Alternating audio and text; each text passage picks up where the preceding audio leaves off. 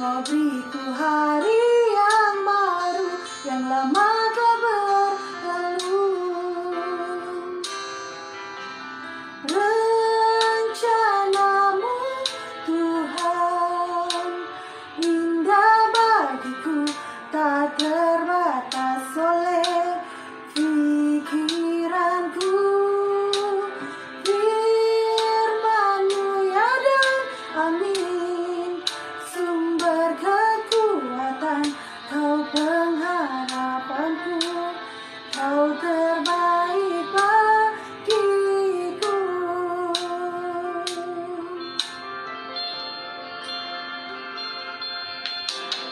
Ku melupakan yang di belakangku, ku serahkan diriku hanya padamu Yesus, dan ku berlari kepada tujuanku.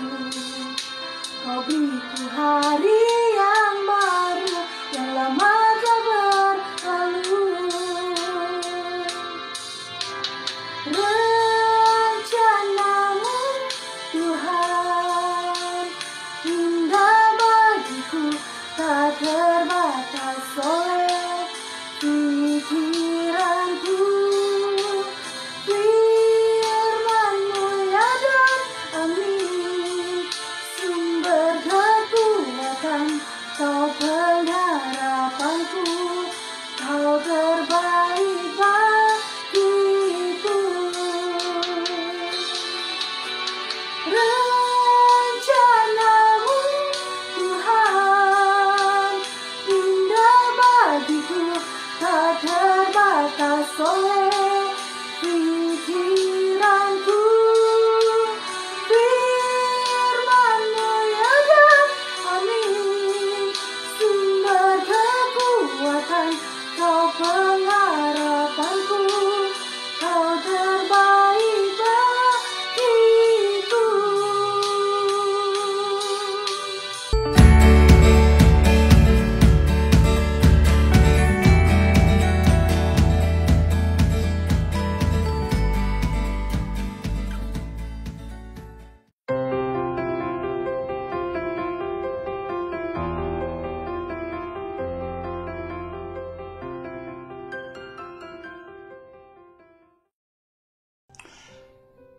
Shalom dan selamat pagi untuk semua jemaat Tuhan di New Life Restoration Center Shalom. Salam Kristus dan salam bertemu kembali dalam ibadah raya pada pagi minggu ini secara online.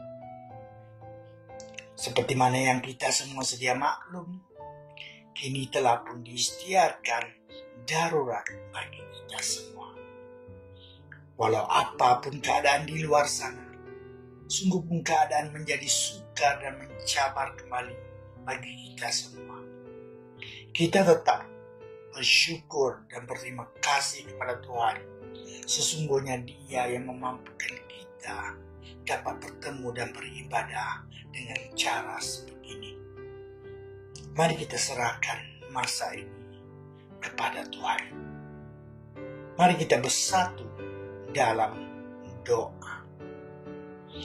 Bapa kami yang di surga, kami amat bersyukur dan berterima kasih kepada Engkau ya Tuhan, buat kemurahan serta kebaikan Engkau, seperti mana Engkau berfirman, apa yang tidak mungkin bagi manusia, mungkin bagi Allah, di mana Engkau memampukan kami datang beribadah bersama dalam roh.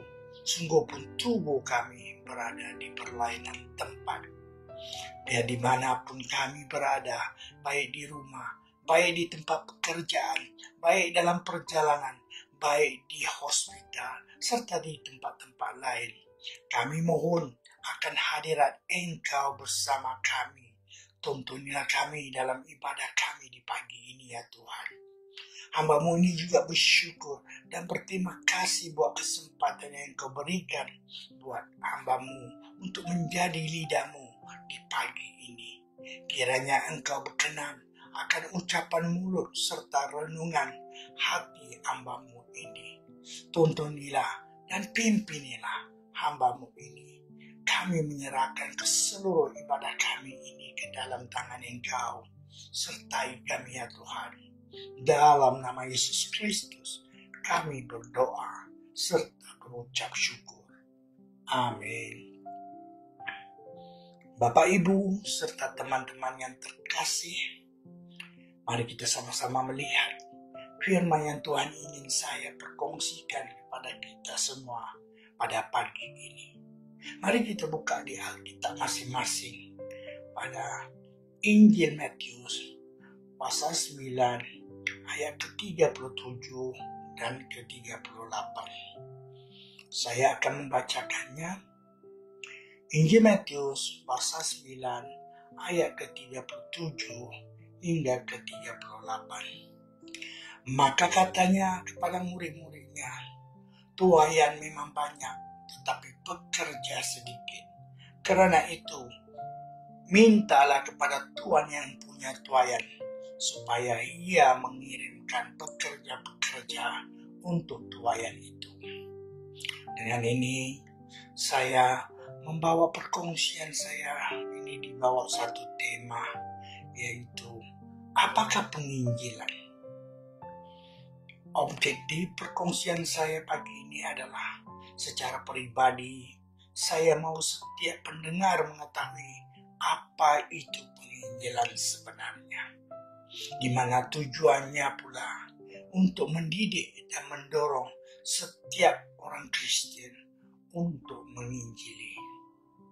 Sebagai pengenalan mengenai teks ini, kita lihat dalam ayat sebelumnya, yaitu di ayat ke-35 dan 36, di mana Yesus bekerja.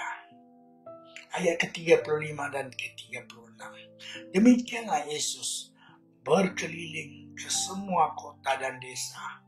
Ia mengajar dalam rumah-rumah ibadah dan memberitakan Injil Kerajaan Syurga, serta melenyapkan segala penyakit dan kelemahan. Melihat orang banyak itu, tergeraklah hati Yesus oleh belas kasihan kepada mereka, karena mereka lelah dan terlantar seperti domba yang tidak bergembala. Di sini kita lihat Yesus memberitakan Injil Kerajaan Syurga. Dia menyembuhkan sakit penyakit yang dibawa oleh orang ramai kepadanya. Teks ini menyatakan bahwa Yesus mempunyai belas kasihan terhadap mereka.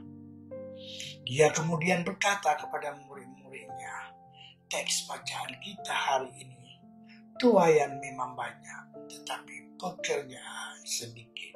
Karena itu mintalah kepada Tuhan yang punya tuaian, supaya Ia mengirimkan pekerja-pekerja untuk tuaian itu. Demikian firman Tuhan. Kesemua kita perlu tahu dengan jelas di sini yang Yesus mengambil berat tentang penginjilan. Apakah penginjilan? Penginjilan adalah satu, doa. Yesus berkata, karena itu mintalah kepada Tuhan yang punya tuaian. Adakah kita ingin menginjil? Jadi mari berdoa. Berdoa untuk semua orang di sekeliling Anda. Injil Matius pasal 7 ayat ke-7 hingga ke-8. Demikian firman Tuhan. Mintalah, maka akan diberikan kepadamu. Carilah, maka kamu akan mendapat. Ketuklah, maka pintu akan dibukakan bagimu. Karena setiap orang yang meminta, menerima, dan setiap orang yang mencari, mendapat, dan setiap orang yang mengetuk, baginya pintu dibuka. Berdoa untuk peluang dan kebijaksanaan supaya kita dapat mengenalinya. Di surat Kolose pasal 4 ayat kedua hingga keempat berbicara, bertekunlah dalam doa dan dalam pada itu berjaga-jagalah sambil mengucap syukur.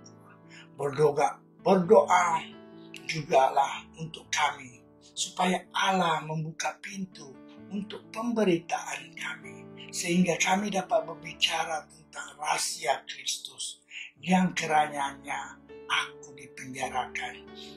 Dengan demikian, aku dapat menyatakannya sebagaimana seharusnya. Berdoa untuk setiap halangan dialihkan. Di surat 2 Tesalonika pasal 3 ayat 1 berbunyi, selanjutnya saudara-saudara, berdoalah untuk kami supaya firman Tuhan beroleh kemajuan dan dimuliakan sama seperti yang telah terjadi di antara kamu.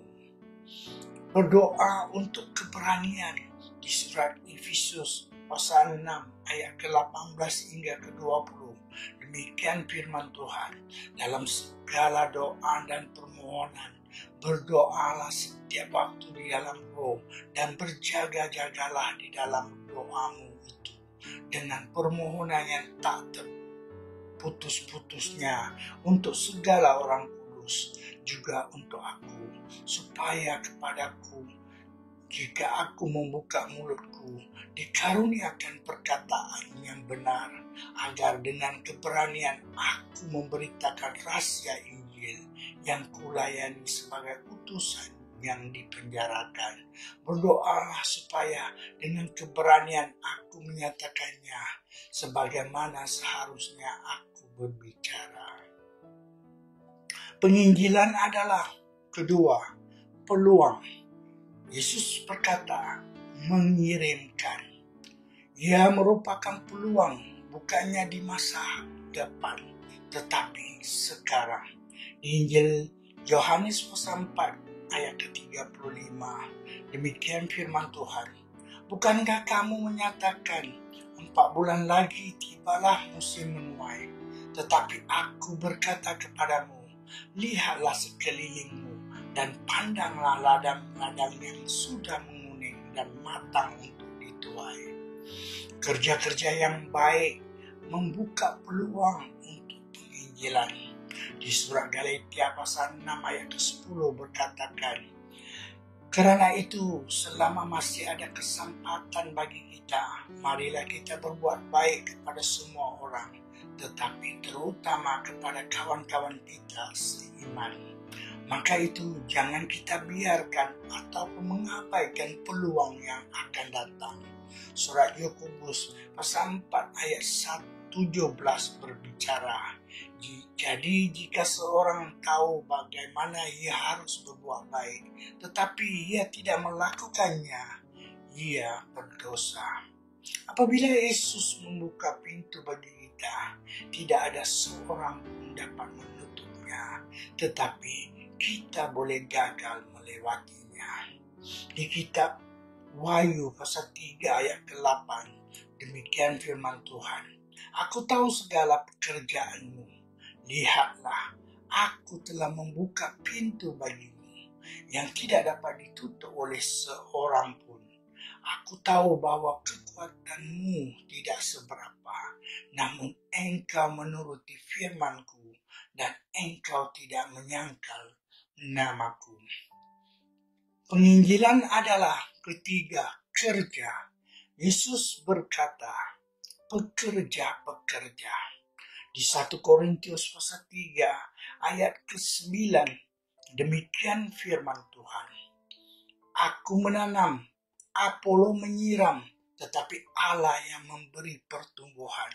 Karena itu, yang penting bukanlah yang menanam atau yang menyiram, melainkan Allah yang memberi pertumbuhan. Baik yang menanam maupun yang menyiram adalah sama, dan masing-masing akan menerima upahnya sesuai dengan pekerjaannya sendiri. Karena kami adalah kawan sekerja Allah. Kamu adalah ladang Allah, bangunan Allah. Ini sudah tentu berbicara tentang pekerja. Kita tidak boleh mengharapkan sesuatu yang terjadi dengan cepat dan mudah. Yesus tidak membawa agama gelombang mikro di sini. Penginjilan merupakan kerja keras panen. kerja ini perlu kesabaran. Kerja yang baik memuliakan Allah Bapa. Injil Matius pasal 5 ayat ke-16. Demikian firman Tuhan.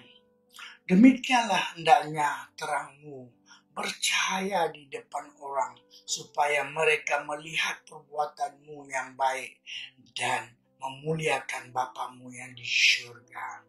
Kerja yang baik membawa kepada keberhasilan. Di surat Titus pasal 3 ayat ke-14 pula berkata, dan biarlah orang-orang kita juga belajar melakukan pekerjaan yang baik untuk dapat memenuhi keperluan hidup yang pokok, supaya hidup mereka jangan tidak berbuah.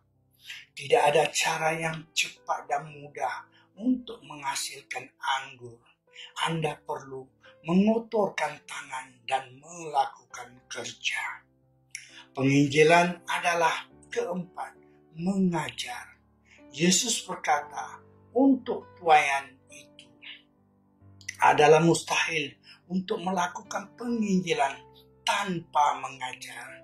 Setengah orang berpikir bahwa mereka boleh menghilap ataupun menyelundup orang masuk ke dalam gereja.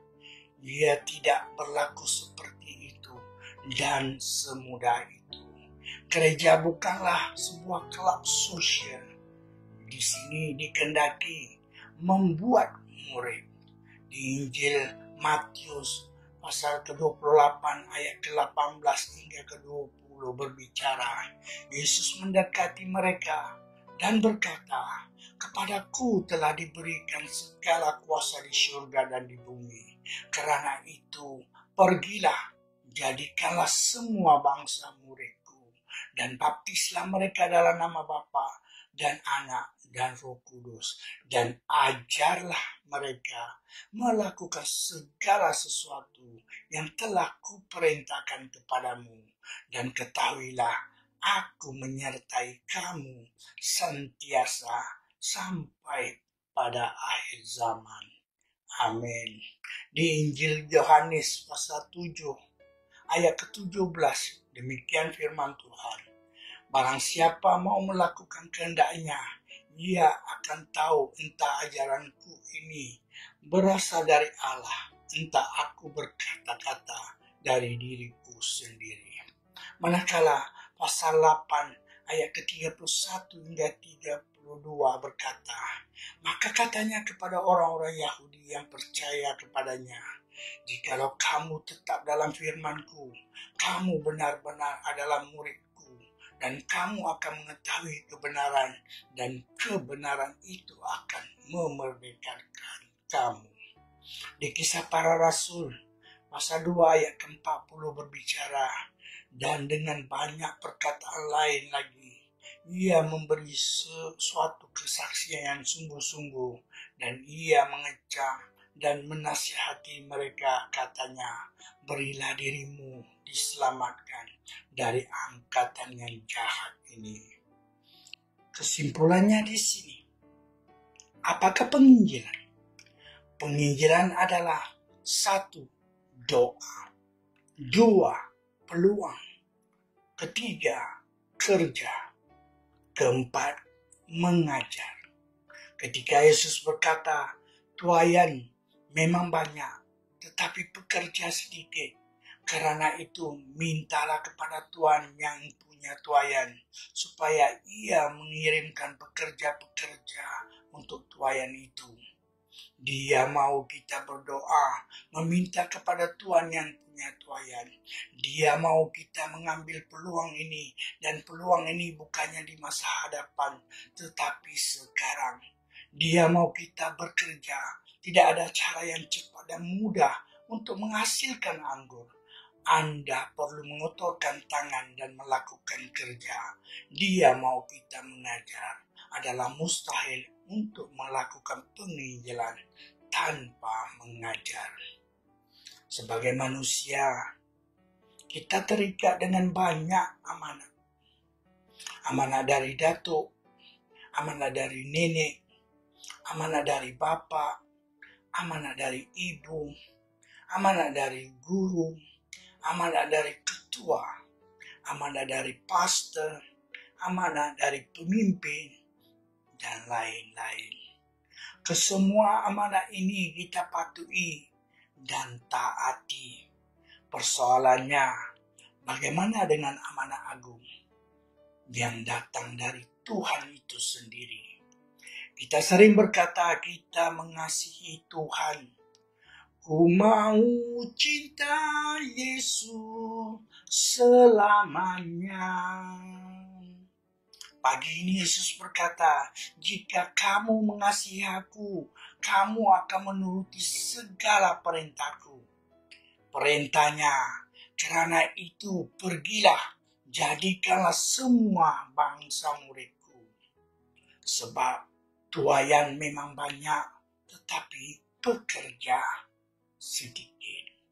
Bapak, Ibu, dan teman-teman yang saya kasihi dalam Kristus, apakah pagi ini Anda terpanggil untuk menyahut seruan Tuhan, untuk menjadi pekerjanya di ladangnya yang sudah menguning dan matang untuk dituai? Mari kita berdoa. Bapa kami yang di surga, kami amat bersyukur dan berterima kasih buat menyedarkan kami melalui firman-Mu, yaitu tuayan memang banyak di ladang-Mu, tetapi pekerjanya sedikit. Di mana Engkau memanggil kami menjadi pekerja-Mu di ladang-Mu. Bapa, pagi ini saya mohon agar Engkau melawati setiap orang yang mendengar di saat ini, jamah mereka dan gerakkan hati mereka untuk menjadi pekerja-Mu, lalu akan bersiap untuk pergi, jadikan semua bangsa murid-Mu. Bapa, kami serahkan setiap pribadi ini ke dalam tangan Engkau, tuntuni dan pimpinilah mereka. Dalam nama Yesus Kristus, kami berdoa. Amin. Demikian sedikit perkongsian saya untuk renungan serta pedoman kita bersama. Kiranya Tuhan memberkati serta melindungi Anda. Peringatan buat Anda, jangan lupa untuk mematuhi SOP yang ditetapkan. Shalom Elohim.